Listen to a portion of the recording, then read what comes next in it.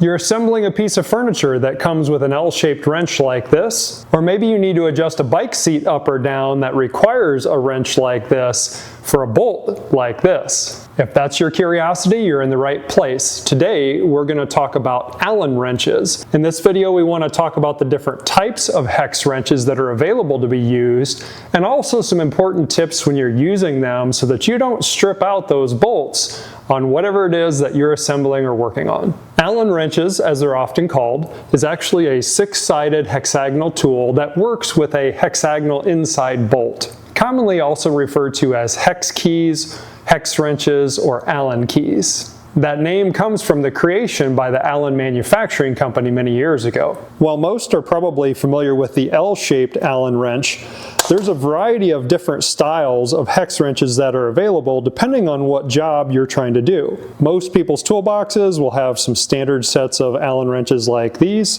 coming in both imperial sizes as well as metric. Not all Allen wrenches are made the same, both in size but also special features like ball ends that allow you to be at an angle when you're trying to loosen pieces of hardware. A very popular alternative to the traditional L-shaped Allen wrench is a T-handled Allen wrench. These provide you that same L shape but in somewhat of a T-handle that is often significantly easier to grab when you're trying to control the application of force. Similar to traditional Allen wrenches, these will come in fractional imperial sizes or metric and may have that ball style feature on the end. Another alternative and a favorite of mine to have in my camper, my car, or my tool bag that I take on the road is a folding style Allen wrench set. Some benefits of a folding style set of Allen wrenches includes being very compact for storage and also the ability to use that tool in any angle that you want for the situation that you're in. Now finally, another great option is the socket style hex wrench. Some key benefits of being able to use a ratchet with a socket style hex bit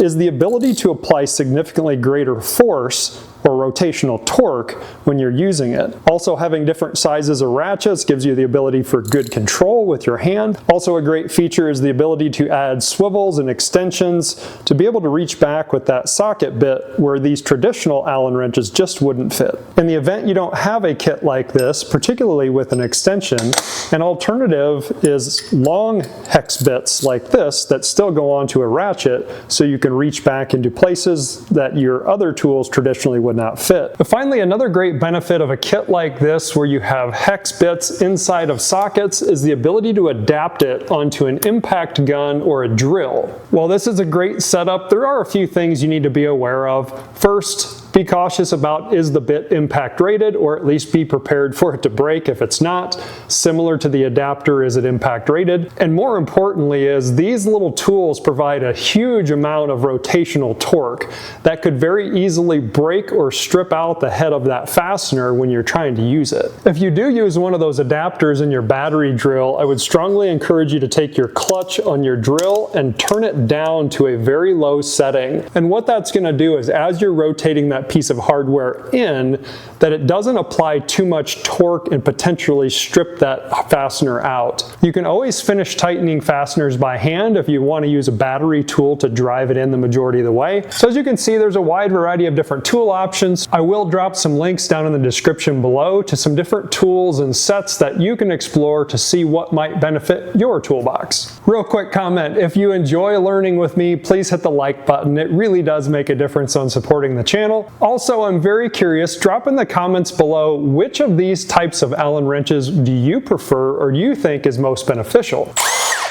Next, let's jump over to my mountain bike, which is covered in inside hex bolts, and talk about some tips for using these tools. It's critical you use the proper size tool for the hardware that you're working with. In this case, just a 1/2 millimeter of tool size is the difference in fitting properly and making sure that that fastener doesn't become stripped. It's a good idea to pay attention to the tip of the Allen wrenches over time, as they will get worn and that prevents them from grabbing properly. High quality tools are going to be more durable and minimize the wear on that tip to ensure a more precise, snug fit inside of your hardware. When using an Allen wrench, make make sure that the tool remains in line with the fastener. That tool being in line with the fastener ensures that all 6 sides of that hex are going to engage with that piece of hardware. When that tool sits at an angle and you apply that rotational force, you're at a high likelihood of stripping out the inside of that piece of hardware. When you push down on it, you have a tendency to not stay vertically in line with that tool, which makes the tool rotate inside of the fastener. If you keep one hand up where the tool meets the fastener, it will help you feel that you're in line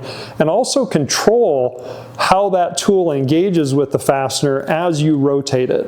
Now this is where the benefit of a T-style handle can come in. There's a significantly greater surface area up here where I can grab, and it's much easier to maintain control. Another method to help keep that tool in line is to use a longer tool so that you don't have to apply nearly as much downward force while you're rotating it. When it comes to creating rotational force, or torque as we call it, it's all about the length of the lever and the amount of force down. By increasing the length of your lever, you don't have to apply nearly as much force down to get the same rotational torque. If all you have is a standard Allen wrench, there are a couple methods you can use to make that tool longer so that you don't have to apply so much force. One technique is to take a standard wrench, slide the Allen wrench through the box end, and that allows you to have a longer lever when you go to rotate that hex key. You may also be able to use a multi-bit screwdriver with the bit removed or something similar to slide over the tool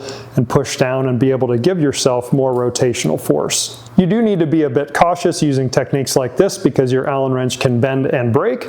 That's where tools like this really do shine because they're made for that high rotational force. I want to repeat a very important thing. Always make sure that your tool is perfectly in line with that hardware you're trying to rotate so that when you do try to apply rotational force, that it doesn't strip out the inside of that screw. If you are going to use the ball end feature that's on some Allen wrenches, there is a limitation to how far you can rotate away from the screw and still stay positively engaged. You can see here when I get down to about 25 or 30 degrees, I start to lose engagement, and when I go to apply rotational force, that tool may slip and strip out the inside of the hardware. You're going to find that different tools are going to work better in different applications depending on what it is you're trying to reach, so you will over time end up with different shapes and sizes to accommodate different scenarios that you're trying to work on. So many different tools and techniques to make sure that you can be successful when you're working with an Allen wrench. Again, I'd ask you, which one is your favorite? Personally, I like to use the T-handles the majority of the time.